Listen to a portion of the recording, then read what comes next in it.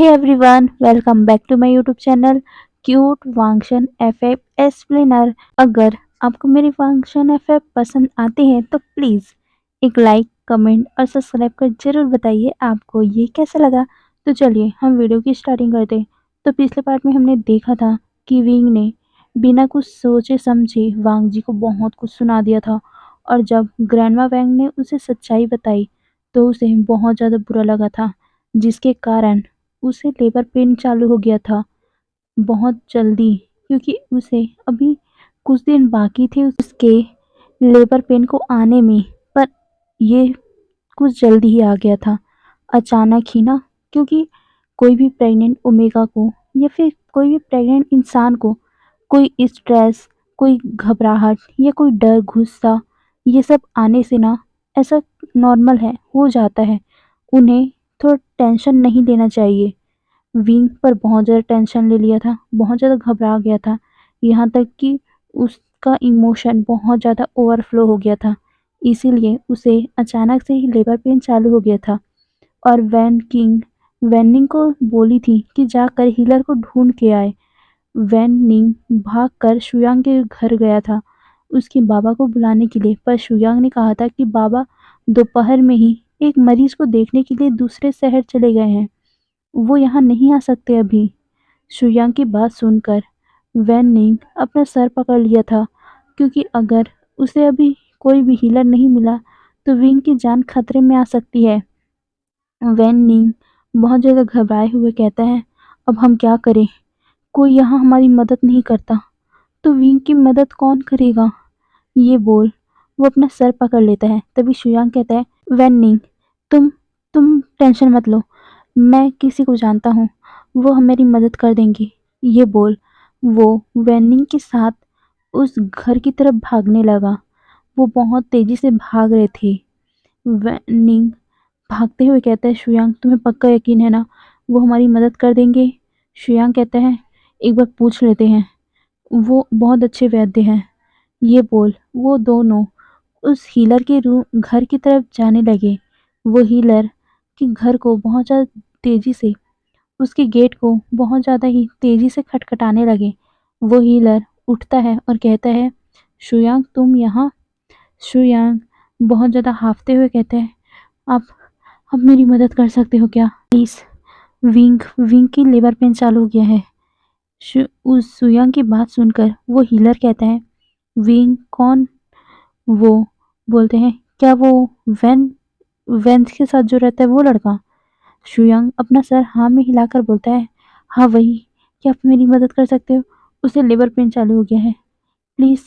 पर वो इंसान कहता है, नहीं, हम वेंस की कोई मदद नहीं करेंगे। शुयांग उसका दरवाज़ा रोक कर बोलता है, क्योंकि वो इंसान ये बोलकर गेट बंद कर रहा था। शुयांग उसका गेट रोक कर बोलता है, वो वो वैन नहीं है, वो वेंस के साथ बस रहता है, वो वेंस नहीं है। पर वो हीलर कहता है, नहीं, ये हम नहीं कर सकते, जिन हमें मार डालेंगे। उन्होंने हमें सख्त बोला है कि वेंस का हम मदद नहीं करेंगे। ये बोल वो गेट बंद कर देते हैं। शुयांग एक जोरदार का घूंसा उसके गेट पर मारकर बोलता है, तुम कैसे हीलर हो, किसी मरीज का इलाज नहीं कर सकते, तुम्हें शर्म आनी चाहिए। ये बोलकर वो उसमें एक लात मार देता है। शुयांग की ऐसी हरकत देखकर वैन निंग उसे शांत करवाता है और बोलता है, शुयांग ये अभी गुस्सा करने का टाइम नहीं है, किसी और हीलर को देखते हैं। ये बोलकर वो शुयांग को बोलता है कि और कोई पता होगा। शुयांग बोलता है, हाँ हाँ बोलकर वो भागने लगा। शुयांग का पीछे पीछे वैनिंग भी भाग रहा था। दोनों बहुत जल्दी भाग रहे थे। वो उस घर जहाँ वैन्स रहते हैं उस जगह से थोड़ा बहुत दूर में ही आ गए थे। वैनिंग भागते हुए बोलता है, शुयांग कहाँ है। शुयांग कहते हैं, कुछ दूर में, चलो तो। ये बोलकर वो बहुत तेजी से भागने लगे। वहीं दूसरी तरफ वांग जी अपना पूरा कपड़ा उपड़ा पैक करके निकल गया था। वो अब नहीं रहना चाहता था यहाँ। विंग ने उसे कह दिया था कि उसकी शक्ल नहीं देखना चाहता। तो अब वो क्या कर सकता था, ये सोचकर वो निकलने लगा। उसे उसका दिल बहुत ज़्यादा दर्द हो रहा था। वो निकलते हुए बहुत ज़्यादा ही घबरा रहा था। उसका दिल अब बहुत धड़कने लगा। उसे घबराहट हो रही थी। उसे ऐसा लग रहा था कि कुछ तो गलत हो रहा है। वांग जी अपना पैर वहीं पर रोक देता है। वो पीछे मुड़ता है। वो सोचता है, एक बार मैं विंग को देखना चाहता हूँ। वो बहुत ज़्यादा घबराया हुआ था। मैं उसे एक बार देखकर वापस आ जाऊँगा। ये बोल वो उस तरफ जाने लगा। वो जाते हुए सोचा था, मैं विंग को सिर्फ दूर से देख लूँगा। मैं उसके पास नहीं जाऊँगा। ये सोच वो जा रहा था। पर तभी उसकी नज़र वैनिंग पर पड़ती है, जो भाग रहा था और उसके साथ में शुयांग भी था। वैनिंग की नज़र जब वांगजी पर पड़ती है, वो शुयांग का हाथ पकड़ के वांगजी के पास जाने लगा। शुयांग कहता है, वैनिंग यहाँ कहाँ चल रहे हो? रास्ता उधर है, उधर से जाना है हमें। पर वैनिंग कहता है, राजकुमार वो हमारी मदद करेंगे। ये बोल वो वांगजी के पास चले गया। शुयांग कन्फ्यूजन से बोलता है, ये क्या मदद करेंगे हमारी? ये हीलर थोड़ी ना है। हमें हीलर के पास जाना होगा। पर शुयांग की बात सुनकर वैनिंग कहता है, तुम चुप रहो। ये बोलकर वो वांगजी के पास जाता है और वो वांगजी को ग्रीट करता है, क्योंकि वैनिंग को पता था ना, सारे वैंस को पता चल गया था कि वांगजी विंग का अल्फा है, तो वो कुछ करेगा।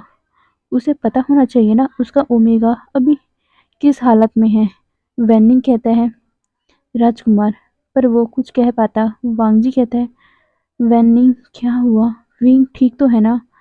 पर वांग जी की बात सुनकर शुयांग कहता है, वैनिंग तुम पागल हो गए हो? तुम यहाँ क्यों रुक गए हो? तुम इसके साथ क्यों बात कर रहे हो? हमें हमें हीलर को ढूंढना होगा। विंग अभी लेबर में है और तुम यहाँ पर बात करके टाइम वेस्ट कर रहे हो। चलो। ये बोलकर वो उसका हाथ पकड़ लेता है। पर वांग जी जब ये सुनता है कि विंग अभी लेबर में है, ये सुन वो वैनिंग का दूसरा हाथ पकड़ लेता है और कहता है कंसर्न टोन से, विंग विंग को लेबर पेन चालू हो गया है? शुयांग कहता है, हाँ, हो गया है। तो हमें हमें जल्दी से जाना होगा। वैनिंग कहता है, हाँ राजकुमार, विंग उनको लेबर पेन चालू हो गया है। हमें जल्दी से हीलर के पास जाना होगा। उन्हें ढूंढना होगा। कोई भी हीलर हमारी मदद नहीं कर रहे हैं। वांग जी ये सुनकर कहता है, पर शुयांग तुम्हारे बाबा कहाँ हैं? शुयांग अपना सर पकड़ बोलता है, अरे वो दोपहर में ही किसी शहर में चले गए हैं ना। मैं कितनी बार बोलूँ अब, हमें पास टाइम नहीं है। विंग कितना दर्द हो रहा होगा अभी। वांग जी कहता है, तो कोई और हीलर तुम्हें पता है कहाँ है? पर वैनिंग कहता है, कोई भी मदद नहीं कर रहा है हमारी, क्योंकि हम वैंस है, हमारी कोई भी मदद कर नहीं रहा है। वांग जी बोलता है, पर विंग तो नहीं है ना, उसका क्यों मदद नहीं कर रहे हैं? वांग जी की बात सुनकर शुयांग कहता है, आपको नहीं पता को आप लोगों ने ही तो बोला था ना कि वैंस का जो भी साथ देगा वो वो हमारा दुश्मन होगा, इसीलिए कोई उसका साथ नहीं दे रहा है। बाबा भी बहुत मुश्किल से उसका साथ देते थे, पर बाबा भी अभी नहीं है। सब ये आप लोगों के कारण ही हुआ है। वांग जी कहते हैं, हमने हमने ऐसा नहीं किया। वांग जी की बात सुनकर शुयांग गुस्से में आकर बोलता है, तो किसने किया? ये सब तुम लोगों की गलती है। अगर तुम लोगों ने वैंस के साथ ऐसा नहीं किया होता तो कुछ होता ही नहीं। पर शुयांग की बात सुनकर वांग जी कहते हैं, पर हम वो वांग जी कुछ कह पाता कि वैनिंग कहता है, अरे आप शुयांग तुम इतना झगड़ा क्यों कर रहे हो? अभी अभी ये लड़ने का टाइम नहीं है। हमें हीलर को ढूंढना होगा। वांग जी कहता है, शुयांग तुम्हारे बाबा हीलर हैं तो उनका कोई जान पहचान होगा। तुम्हें भी तो कोई पता होगा ना। शुयांग कहता है, हाँ मुझे पता है, इसीलिए तो मैं वैनिंग को उस तरफ ले जा रहा था। वांग जी कहता है, तो चलो, क्यों किस बात का वेट कर रहे हो? ये बोलकर वो भी उन दोनों के साथ भागने लगा। वैनिंग राजकुमार वांग जी को दौड़ते हुए बोलता है, पर राजकुमार वो हमारी मदद नहीं करेंगे। पर वांग जी कहता है, मैं एक बार ट्राई करना चाहता हूँ, क्या कब मेरी बात मान जाए वो? ये बोलकर वो भाग रहा था। शुयांग से वो कहता है, और कितनी दूर है वो? शुयांग कहता है, बस आने वाला है। ये बोल वो उस घर की तरफ दौड़कर आता है। शुयांग उस गेट का उस घर के गेट को खटखटा पाता उससे पहले ही वांग जी उस गेट को पीटने लगा। पहली बार वांग जी किसी के घर का दरवाजा पीट रहा था। वांग जी उन लोगों को बोलता है, प्लीज जल्दी आइए, कोई है? प्लीज़, प्लीज़ कोई आए। वांग जी पहली बार किसी के सामने ऐसे ऐसे बोल रहा था। वांग जी बहुत ज़्यादा डर गया था। शुयांग अपने मन में ही सोचता है, इसे क्या हुआ है? ये इतना क्यों रिएक्ट कर रहा है? पर वो अभी कुछ बोलता नहीं क्योंकि वो भी तो विंग के लिए बहुत ज़्यादा कंसर्न है ना, इसीलिए वो ज़्यादा माइंड नहीं करता। वांग जी ज़ोर-ज़ोर से उस दरवाजे को पीट रहा था, इसीलिए वो जो उस घर का मालिक था, हीलर जल्दी से आता है और कहता है, क्या हुआ? इतनी रात को क्यों पीट रहे हो दरवाज़ा? वो हीलर वांगजी को देखता है क्योंकि वी वांगजी ने अभी वैंस के जो कपड़े पहने हुए थे, वांगजी का कपड़ा देखते हुए ही वो उस गेट को बंद करने लगा, पर वांगजी उसे रोकते हुए कहते हैं, प्लीज़ हमारी मदद कीजिए, मेरी वाइफ को लेबर पेन चालू हो गया, प्लीज़, वो बहुत ज़्यादा दर्द में होगा। वांगजी के मुंह से शुयांग जब वाइफ वर्ड सुनता है, वो तो शॉक में पड़ गया था। वो वांगजी को देख रहा था, वहीं फिर वेन्निंग की तरफ। शुयांग दोनों को कन्फ्यूजन से देख रहा था। वेन्निंग कहता है, प्लीज़ हीलर हमारी मदद कीजिए। वांग जी उसके सामने हाथ जोड़कर बोलता है, प्लीज़, प्लीज़ मेरी वाइफ की मदद कर दीजिए। पर हीलर कहते हैं, नहीं, हम ऐसा नहीं कर सकते। अगर हमने वैंस की मदद की, हमें जीन्स छोड़ेंगे नहीं। उन्होंने हमें सख्त मना किया है कि हमें ईलिंग में जो भी वैंस रहते हैं उनका मदद नहीं करना है। अगर हमने उनसे कोई भी रिश्ता रखा तो जीन्स हमें नहीं छोड़ेंगे। वो हमारा खाना पीना बंद कर देंगे और हमें वही वही तो खाने पीने का सहारा है, वही हमारे खाने पीने का सहारा है। और वांग वो कुछ बोल पाते, वांग जी कहता है, पर हम भी तो तुम्हारे लिए मदद करते हैं ना। वांग जी की बात सुनकर वो हीलर गुस्से में बोलता है, तुम वैंस क्या कर लोगे हमारा? हाँ, तुम हमारा कैसे मदद कर सकते हो? कुछ मदद नहीं कर सकते, तुम खुद हमारे गुल हो, तुम सबके गुलाम हो, तो तुम हमारे का क्या मदद करोगे? वैन निंग कहता है, ये ये वैंस नहीं है, ये तो लैंस एक्ट के सेकंड मास्टर है, हंग वंजुन है। पर जब वो हीलर ये सुनता है, वो हंसते हुए बोलता है, क्या तुम्हें मैं पागल लगता हूँ? लैंस को सब जानते हैं, उनके सर पे फोरहेड रिबन रहता है, पर इनके सर पे कोई रिबन नहीं है, तो हम ये कैसे मान ले? मुझे नहीं लगता, तुम बातें बना रहे हो। जब वांग जी ये सुनता है, वो अपने फोरहेड पर अपना हाथ रखता है और देखता है सच कि उसमें उसके फोरहेड पर कोई रिबन नहीं था, क्योंकि उसका रिबन तो विंग के पास है।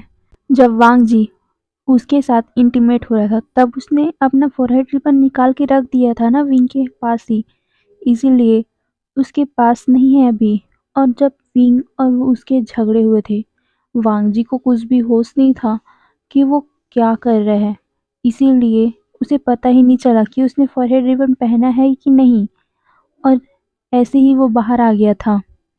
अभी वांग जी को बहुत ज़्यादा ही गिल्ट हो रहा था कि उसके सर पे क्यों नहीं है अभी। अभी वांग जी को पता चल रहा है कि लैंड अगर वांग जी लैंड रिबन नहीं पहनेगा तो उसकी कोई अहमियत ही नहीं है, उसे कोई पहचानता ही नहीं है। आज वांग जी को एहसास हुआ कि वो अपने फॉरहेड रिबन और अपने लैंसेट के अलावा कुछ भी नहीं है। वांग जी को बहुत ज़्यादा गुस्सा आ रहा था अपने ऊपर। वो हिलर और कुछ भी नहीं सुनता और अपना गेट बंद कर दिया। वांग जी फिर भी उसके गेट को रोकने की कोशिश कर रहा था और कह रहा था कि प्लीज़ उसकी मदद कर दे, प्लीज़। वो अपने हाथों को जोड़कर वहाँ पर भीख मांग रहा था, पर वो इस उस हीलर ने अपना गेट ही बंद कर दिया था। शुयांग उससे कहता है, कैसे राजकुमार हो आप? आप फोरहेड रिबन भी नहीं पहन सकते, आप इतने कैसे? वो बोलकर अपना सर पकड़ लिया था उसने। वांग जी को भी बहुत ज़्यादा गुस्सा आ रहा था कि उसने कैसे फोरहेड रिबन नहीं पहना। अगर उसने फोरहेड रिबन पहना होता तो अभी ये हीलर उसकी मदद कर देता, पर अभी कुछ भी नहीं। वांग जी अपना सर पकड़ लेता है। फिर उसे एहसास हुआ है, जब अगर मेरे फोरहेड रिबन के लिए मुझे इस हीलर ने मना कर दिया, तो क्या पता मैं अगर अपने अंकल को या किसी को बोलूं, उनमें से कोई मदद कर पाए। हाँ, ये सोचकर वांग जी वहीं पर लोटस पोज में बैठ गया और एक मेडिटेट के पोज में बैठा हुआ था। शुयांग उसको बोलता है कि आप क्या कर रहे हो? क्या ये मेडिटेट करने का टाइम है? शुयांग अपना सर पकड़ के बोलता है, वैनिंग, ये कैसे राजकुमार है? इन्होंने खुद कहा ना कि विंग इसका वाइफ है, पर इसे तो कोई फिक्र ही नहीं है। देखो ये कैसे बैठा हुआ है यहाँ पर। ये बोलकर वो गुस्सा दिखा रहा था। वांग जी चुपचाप उस लोटस पोज में बैठकर अपने माइंड के थ्रू ही उस लेंस एक्ट में कन्वर्टेट करने की कोशिश कर रहा था। पर वांग जी की तबीयत अभी ठीक नहीं हुई थी ना, इसीलिए वो उस तरह से बात नहीं कर पा रहा था। वांग जी फ्रस्ट्रेट हो गया था। उसने जल्दी से अपनी आंखें खोली। वो सोचता है क्यों क्यों मैं ये सब नहीं कर पा रहा हूँ। वो अपने दिल में ही एक बार फिर से बोलता है, नहीं, मुझे विंग के लिए कुछ करना होगा। मैं ऐसे नहीं रह सकता। आज मुझे पता चल रहा है कि मैं कितना वीक हूँ। मुझे सच में अपने ऊपर गुस्सा आ रहा है। ये बोल वो जमीन पे ही एक घुसा मारता है और कहता है, नहीं, मुझे कुछ करना ही होगा। ये बोलकर फिर से उसने अपनी आंखें बंद कर ली और उसने बटरफ्लाई मैसेज के थ्रू उस तरफ मैसेज डालने की ट्राई किया। इस बार इस बार भी वह सफल हुआ। वांग जी उसमें मैसेज लिखता है कि प्लीज़ हमारी मदद कर दो। उसने 3 मैसेज लिखा हुआ था, उसमें सारी चीज़ें बता दी थी उसने। एक लेटर वांग जी के अंकल के पास गई थी, दूसरा ज़ीचैन के पास और तीसरा जियांग सेक्ट में, क्योंकि जियांग सेक्ट यीलिंग के थोड़ा नज़दीक था। जैसे ही वांग जी अपनी आंखें खोलता है, शुयांग कहता है, हो गया तुम्हारा? सॉरी, हो गया आपका? अब चले? विंग को ज़रूरत है हीलर की, ना कि आपको मेडिटेट करने की। ये बोल वो वांग जी की तरफ इरिटेट नज़रों से देख रहा था। वांग जी उठता है और कहता है, तुम्हें पता है ये बाओसन सरन कहाँ रहती है? शुयांग कहता है, बाओसन सरन? तुम्हें उसका नाम कैसे पता? वांग जी कहता है, मैंने जितना पूछा, तुम बता सकते हो? शुयांग कहता है, हाँ, पर वो बहुत दूर में रहती है, यहाँ से थोड़े दूर में। वांग जी कहता है, हमें चलना होगा। तुम्हें रास्ता पता है? शुयांग अपना सर पकड़ बोलता है, रास्ता मुझे थोड़ा, हाँ, पता है। एक बार मैं बाबा के साथ उनके पास गया था। वांग जी कहता है, तो ठीक है, लो। ये बोल वो दोनों अपना अपना तलवार निकाल लेते हैं, पर वैनिंग के पास तलवार नहीं था और उसे उस तलवार को उड़ाना भी नहीं आता था। वांग जी को वो देखकर बोलता है, पर मुझे तलवार चलाना उड़ाना नहीं आता। वांग जी उसे कहते हैं, तुम विंग के पास जाओ, उसे देखो, मैं हीलर को लेके आता हूँ। वांग जी की बात सुनकर वैनिंग अपना सर नोट करता है। दोनों अपने तलवार पे उड़ने लगे, पर शुयांग बहुत धीरे धीरे चला रहा था। वांग जी इरिटेट होकर बोलता है, इतना धीरे क्यों चल रहे हो? क्या कछुए की चाल चल रहे हो? हमें कल नहीं, जल्दी पहुंचना है। शुयांग वांग जी की बात सुनकर कहता है, तो मैं क्या करूं? मेरी स्पीड इतनी है, मुझे स्पीड चलाने नहीं आती। और वांग जी इरिटेट हो गया था। वो कहता है, नीचे उतरो। शुयांग कहता है, नहीं। क्यों? हमें जल्दी जाना होगा। वांग जी उसे कहता है, जल्दी जाना इसीलिए कह रहा, उतरो। दोनों नीचे उतर गए थे ग्राउंड पर। शुयांग कहते हैं, अब क्या? नीचे उतर के क्या करना है? वांग जी उसे कहता है कि तुम मेरे साथ चलो। शुयांग उसे कहता है, मैं तुम्हारे साथ तुम्हारे स्वॉर्ड पे? बिल्कुल नहीं, मुझे नहीं लगता कि तुम मुझे संभाल पाओगे। वांग जी उसे इरिटेट होकर बोलता है, हमें जल्दी जाना होगा। तुम्हारे स्पॉट पे चलते चलते हमें कल सुबह लग जाएगा, इसीलिए जल्दी मेरे साथ चलो। विंग को हमारी ज़रूरत है, विंग को हीलर की ज़रूरत है। शुयांग जब ये सुनता है तो वो वांग जी के साथ चलने के लिए मान जाता है। दोनों उस स्पॉट पे फ्लाई कर रहे थे। वांग जी को शुयांग रास्ता बता रहा था और वांग जी वहीं वहीं जा रहा था। शुयांग कहता है, पर तुम्हें अचानक से बॉसलसनन की कैसे पता चला?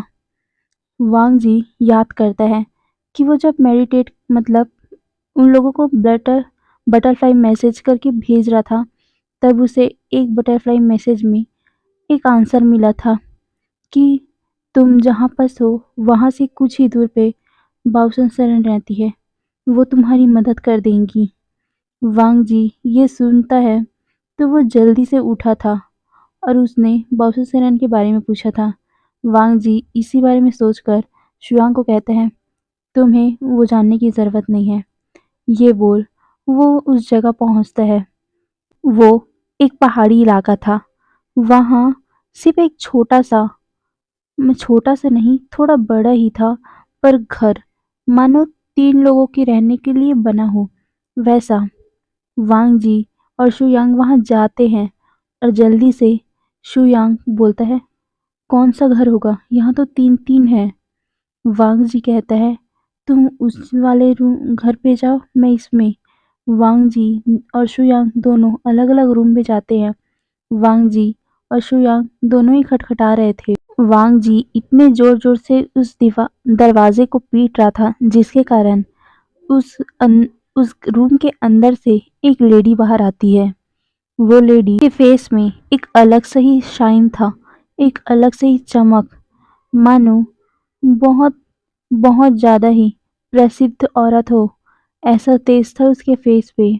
और उसके माथे पर एक लोटस का फ्लावर बना हुआ था। वांग जी उसे ग्रीट करता है और कहता है, आप क्या बाउसन सरन हो? वो इंसान कहती है, क्या काम है? आप इतनी रात को आए हो? वांग जी उसके सामने ग्रीट करता है और कहता है, आप हीलर हो? वो लेडी हाँ में नोट करते हुए कहती है, मैं हीलर हूँ। कहिए क्या काम था? वांग जी कहता है, आप मेरी मदद कर सकते हो। मेरी वाइफ अभी लेबर पेन में है और उसकी कोई भी मदद नहीं कर रहा है। आप क्या मेरी मदद कर सकते हो? वांग जी की बात सुनकर वो लेडी स्माइल करते हुए बोलती है, अरे इसमें इतना प्लीड करने की क्या ज़रूरत है? मेरा काम ही यही है। पर आप इतनी दूर आए हो मुझे बुलाने के लिए। पास में ही हीलर होंगे, कई सारे हीलर होंगे। पर वांग जी अपना सर निराशा से झुकाकर बोलता है, किसी ने हमारी मदद नहीं की, इसीलिए। ये बोल वो थोड़ा उदास हो गया था। वो हीलर कहती है, कोई बात नहीं, हम जल्दी चलते हैं। कितना टाइम हुआ है उन्हें? वांग जी को ये नहीं पता था कि कितना टाइम हुआ है, पर वांग जी जब उसे पता चला था तो आधा घंटा तो हो ही गया था ना, इसीलिए वो कहता है 1 घंटा। ये बात सुनकर वो हीलर थोड़ा परेशान हो गई थी। वो कहती है, 1 घंटा? ये तो उस ओमेगा के लिए बहुत ज़्यादा प्रॉब्लम की बात हो गई है। हमें जल्दी जाना होगा। ये बोल वो अपना तलवार उठाती है और वांगजी के साथ चलने लगी। वो उसी रूम के पास जाने लगी जहाँ पर अभी शुयांग था। शुयांग उस पर्सन को देख रहा था जो उसके सामने खड़ा हुआ था और वांग जी उन दोनों को। वांग जी शुयांग के पास जाता है और उसे हिलाकर बोलता है, शुयांग। शुयांग तब होश में आता। वो तो बस एक टक लगाए उस पर्सन को देख रहा था। उस पर्सन को बाउसन सेरन कहती है, साओ सिंचैन, तुम्हें हमारे साथ जाना होगा। हमें बहुत दूर जाना है। तुम मेरी मदद कर सकते हो? शुयांग उस इंसान का नाम सुनकर उस तरफ देखने लगा। वो बहुत सुंदर था। शुयांग कहते हैं, कोई इतना सुंदर हो सकता है विंग के अलावा? ये बोल वो ब्लश कर रहा था और उस इंसान को देख रहा था। वो इंसान ग्रैंडमा बाउंसरन को ग्रीट कर बोलता है, जी ग्रैंडमा, मैं आपकी मदद क्यों नहीं करूँगा? ये बोल कहता है, ठीक है चलिए। ये बोल वो भी अपना तलवार उठाता है और चारों के चारों मतलब वांग जी शुयांग को अपने तलवार में उठाया हुआ था और वो तीनों एक साथ चलने लगे। वांग जी विंग के पास एकदम ज़्यादा स्पीड से चल रहा था। पीछे पीछे भी उन लोग भी, क्योंकि बाउसन सेरन ने ही खुद बोला था कि हमें जल्दी जाना होगा, नहीं तो उनकी तबीयत और भी ज़्यादा खराब हो जाएगी। बाउसन सेरन वांग जी से चलते चलते ही कहती है, पर आपको इतने दूर का पता कैसे चला? वांग जी कहते हैं कि मुझे मैडम यू ने बताया था। मैडम यू का नाम सुनकर बाउसन सेरेन कहती है, तुम्हें यू ने बोला था? तुम यू का क्या लगते हो? वांग जी उनकी तरफ देखते हुए कहते हैं, वो मेरी वाइफ की आंट है। वांग जी की बात सुनकर बाउसन सेरेन और शाओ शिनचैन दोनों ही शॉक होकर वांग जी को देखते हुए पूछते हैं, और उसका नाम क्या है? वांग जी दोनों को ही देख रहा था, यहाँ तक कि शुयांग भी। वो दोनों ही थोड़ी शॉकिंगली शॉक होकर पूछे थे ना, इसलिए वांग जी कहता है विंग। विंग के नाम सुनकर बाउसन सेरेन की आंखों में आंसू आ गए थे। वो कहती है विंग, विंग ना, तुमने विंग ही कहा ना? शुयांग कहता है हाँ विंग ही है। विंग का नाम सुनकर बाउसन सेरेन और साओ सिंचैन दोनों ही थोड़ा हैप्पी हो गए थे, यहाँ तक कि वो थोड़ा सैड भी हो गए थे। बाउसन सेरेन कहती है हमें जल्दी चलना होगा। ये बोल वो और भी स्पीड बढ़ा लेती है। वांग जी शाओ सिंचैन भी अपना स्पीड बढ़ा लेते हैं और वो दोनों जल्दी से ईलिंग में पहुंच गए थे। वो तीनों जहां वैंस रहते हैं वहीं सीधा वहीं लैंड किए थे। वांग जी जल्दी से उस केव की तरफ भागता है, यहाँ तक कि वो तीनों भी उसके पीछे पीछे भागने लगे। पर वांग जी केव के बाहर ही रुक गया था। बाउसन सेरेन कहती हैं चलो अंदर। वांग जी कहते हैं आप चलिए। वहां विंग के कहराने की आवाजें आ रही थी। वो वो पूरे वैंस पूरी रात नहीं सो पाए थे। अभी रात के करीबन 12 या 1 बजने वाले थे। विंग की कहराने की आवाज वो पूरे जंगल में गूंज रही थी। विंग के हाथों में अभी वांगजी का फॉरहेड रिबन था, क्योंकि विंग कहराते हुए जब इधर उधर देख रहा था तब उसे वांगजी का फॉरहेड रिबन दिख गया था, और उसने ग्रैंडमा वैन से वो फॉरहेड का रिबन मांग लिया था। विंग उस फॉरहेड रिबन को अपने पास ही अपने हाथों में ही दबा कर रखा हुआ था, ताकि उसे थोड़ा ताकत मिले। विंग रोते हुए और दर्द में चीखते हुए बोलता है ग्रैंडमा, अब मुझे अब मुझे सहन नहीं हो रहा है। मैं मर जाऊंगा इस दर्द से। मुझे ऐसा लग रहा है मानो किसी ने मेरी पूरी पूरी बॉडी तोड़ दी हो। मेरी हड्डियां दर्द हो रही है, मुझे बहुत दर्द हो रहा है। ये बोलकर वो तड़प रहा था। ग्रैंडमा वैन उसे समझा रही थी कि कुछ टाइम और रुक जाए, उसे कोई हीलर देख लेगा।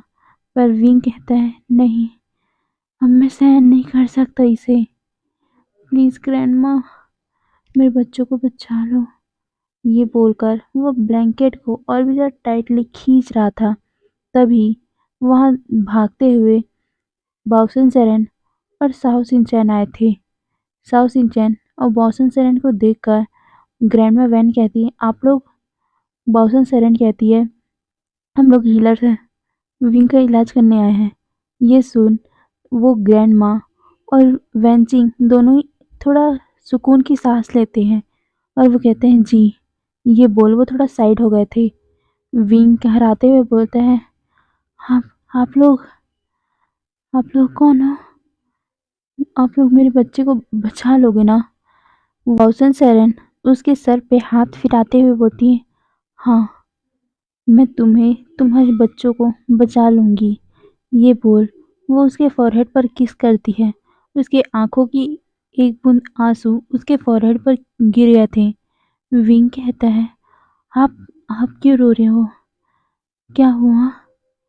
वो थोड़ा कंसर्न हो गया था, क्योंकि वो लेडी मतलब बॉसन सेरेन के आंखों में बहुत ज़्यादा आंसू भर गए थे। विंग एक जोरदार का चीख मारता है। उसे दर्द हुआ, उसके पेट में बहुत ज़्यादा दर्द हो रहा था। जब विंग की दर्द भरी चीख उन्हें सुनाई देती है, बॉसर सेरेन कहती है आओ शिनचैन चलो शुरू करो। ये बोल दोनों ही विंग का ऑपरेशन करने लगी। पर विंग को अभी एनर्जी की ज़रूरत थी, इसीलिए वो वैनकिंग को कहती है जाओ इनके अल्फा को बुला के लाओ। वैन की हीलर थी ना, इसीलिए वो भी बॉसन सेरेन और साउथ इंडियन की हेल्प कर रही थी। वैन किंग जल्दी से बाहर जाती है और वो वांग जी को बोलती है कि आपको हीलर बुला रहे हैं, पर वांग जी की कदमें उस रूम की तरफ बढ़ ही नहीं रही थी। वी ने जो कहा था कि उसे उसकी शक्ल नहीं देखनी, इसीलिए वांग जी रुक गया था। पर वैन किंग कहती है चलिए। वांग जी एक डीप ब्रेथ लेते हुए बोलता है विंग, मुझे माफ कर देना। ये बोल वो अंदर चले जाता है। बाउसन सेरेन उन्हें कहती है कि विंग को अपनी एनर्जी दो। वांग जी ऐसा ही करता है और विंग को अपनी एनर्जी दे रहा था। विंग जब देख रहा था कि वांग जी उसके पास है, वो उसका हाथ टाइटली पकड़ लेता है और उससे रोते हुए चीखते हुए बोलता है, राजकुमार, अगर अगर मैं मर गया तो प्लीज प्लीज मेरे बच्चों का ख्याल रखना। उन्हें किसी चीज की कमी कमी होने मत देना। वांग जी जब विंग के मुंह से मरने की बात सुनता है, वांग जी जल्दी से विंग के पास आके बोलता है, विंग प्लीज ऐसी बातें मत करो, तुम्हें कुछ नहीं होगा, हमारे बेबी और तुम्हें कुछ भी नहीं होगा। विंग रोते हुए कहता है, नहीं, मैं सहन नहीं कर पा रहा हूँ इस दर्द को, बहुत दर्द हो रहा है। ये वो रो रहा था। बॉसन सेरेन उसे कहती है, विंग थोड़ी और पुश करो। विंग चीख रहा था और वांग जी के हाथों को और भी ज़्यादा टाइटली पकड़ बोलता है, मैं और मैं और नहीं कर सकता, मैं बहुत ज़्यादा थक गया हूँ। बॉसन सेरेन कहती है कि थोड़ा देर और करो, बस हो ही गया। विंग बहुत ज़्यादा चीख रहा था। वांग जी उसे सांत्वना दे रहा था और कह रहा था कि तुम कर सकते हो।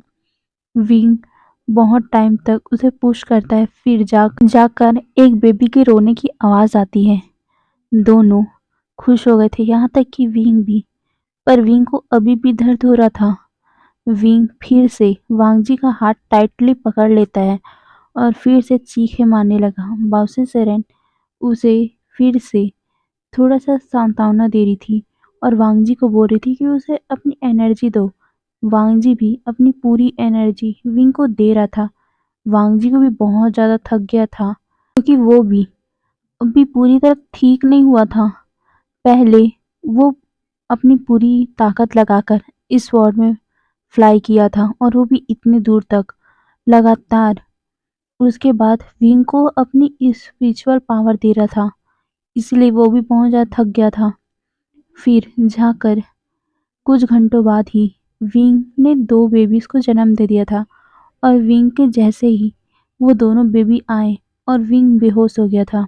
वांग जी विंग को बेहोश होता देखकर बहुत ज़्यादा घबरा गया था, पर बाउसन सेरेन ने उसे बोला था कि ये नॉर्मल है, वो बहुत ज़्यादा थक गया है, इसीलिए वो बेहोश हो गया है, उन्हें रेस्ट करने दो, बाद में वो ठीक हो जाएगा।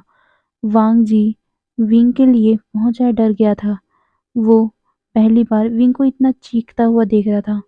हाँ, जब वो चीखता था तो वो अलग था बेड पर ये अलग है ना, उसे बहुत ज़्यादा दर्द हो रहा है, इसीलिए अभी विंग थक कर सो गया था। वांग जी उसके फोरहेड पर किस करता है और कहता है, तुमने बहुत अच्छा किया विंग, तुमने बहुत बहुत अच्छा किया, तुम बहुत स्ट्रांग हो, तुम तुमसे ज़्यादा स्ट्रांग कोई भी नहीं है।